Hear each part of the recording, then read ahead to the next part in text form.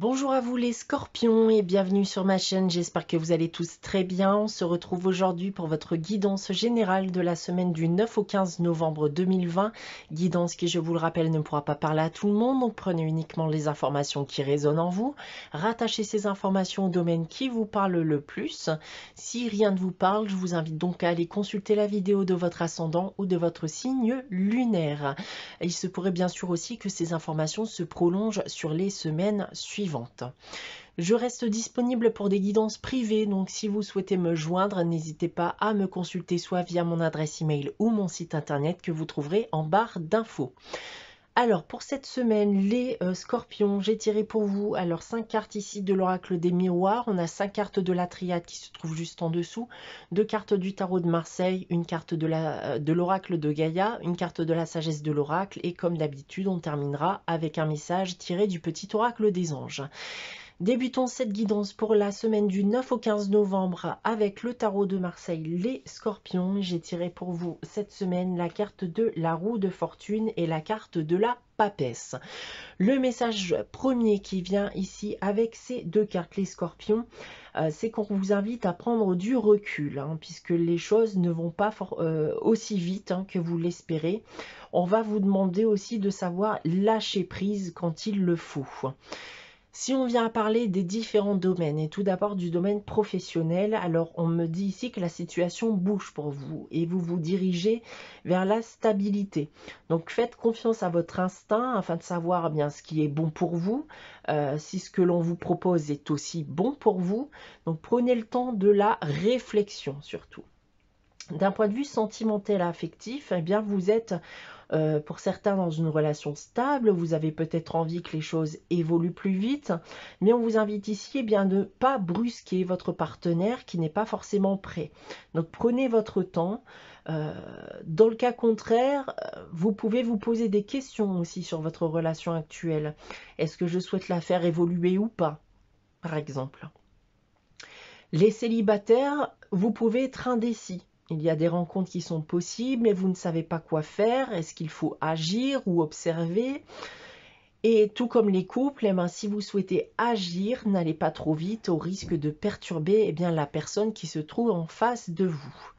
D'un point de vue financier et matériel, on me parle ici de rentrées d'argent qui sont possibles, mais vous n'êtes pas encore totalement satisfait de votre situation financière actuelle. Voilà ce que je peux vous dire déjà avec le tarot de Marseille. On va consulter maintenant les tirages généraux que j'ai effectués pour vous avec les miroirs et la triade. On a tout d'abord avec les miroirs la carte du carrefour, la carte de la clairvoyance. On a ensuite la carte de la projection, la carte du verdict et on termine ici avec la carte de la tranquillité. Alors, on va me dire ici que vous avez aujourd'hui pris pleinement conscience que des choix, des décisions sont à prendre. Vous allez prendre du recul face à la situation ou aux différentes situations que vous pouvez vivre actuellement et ça dans le but de sélectionner les meilleurs choix qui vous permettront d'atteindre vos objectifs. Ça peut être aussi globalement une période d'introspection où vous vous poserez énormément de questions sur ce qui est bon ou mauvais pour vous. On a ensuite avec la triade, la carte du doute. On a ensuite la carte de l'eau, la carte de l'initiation, la carte du retour et on termine ici avec la carte du mensonge. Eh bien, en parlant de questions ici, on peut voir que certains d'entre vous sont emplis de doutes en ce qui concerne quelque chose qu'ils peuvent vivre actuellement. On peut remettre en cause l'utilité d'une formation que l'on reçoit, l'utilité des leçons qu'on a pu apprendre de ces expériences passées. On peut notamment aussi bien se retrouver à nouveau dans une situation que vous avez pu connaître par le passé d'ailleurs, et c'est cette situation, c'est se retrouver entouré de personnes hypocrites, de personnes fausses qui ne sont pas là dans le but de vous faire du bien, voire de vous faire évoluer. D'où cette période d'introspection dont j'ai pu vous parler auparavant. Je pense que certains d'entre vous vont se demander pourquoi ils ont pu commettre les mêmes erreurs. Comment est-ce que j'ai pu faire confiance en cette personne alors que j'ai déjà pu connaître ça par le passé? J'aurais dû voir ça venir, hein, tout simplement, par exemple. L'idée est de prendre du recul, d'apprendre de ses erreurs, de ne plus les revivre et peut-être d'ailleurs eh bien, arrêter de trop en dire, de trop en faire ou de faire confiance trop facilement. Voilà ce que je peux vous dire avec ces tirages généraux. On a ensuite avec l'oracle de Gaïa, la carte du vent nocturne.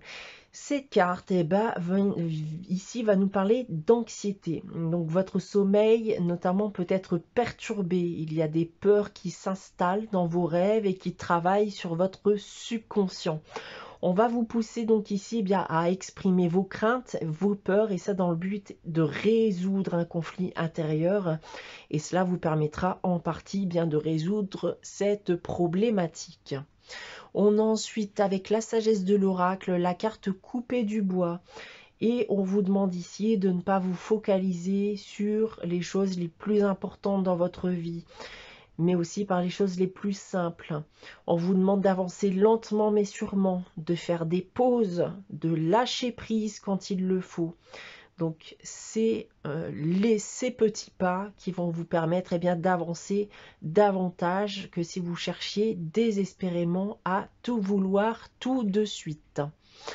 On va terminer cette guidance, les scorpions, avec le message des anges. Et j'ai tiré pour vous cette semaine la carte du potentiel créatif qui nous dit: par nature, tu es infiniment créatif. La vie est un océan de créativité qui attend de s'écouler à travers toi et tu es libre d'exprimer tous les désirs de ton cœur. Voilà pour vous les scorpions pour cette semaine du 9 au 15 novembre. J'espère que cette guidance vous aura parlé, vous aura plu. N'hésitez pas à liker, commenter et à vous abonner si ce n'est pas encore le cas. On se retrouve dès la semaine prochaine pour une nouvelle guidance. En attendant, je vous souhaite de passer une très bonne semaine et je vous dis à très bientôt les scorpions.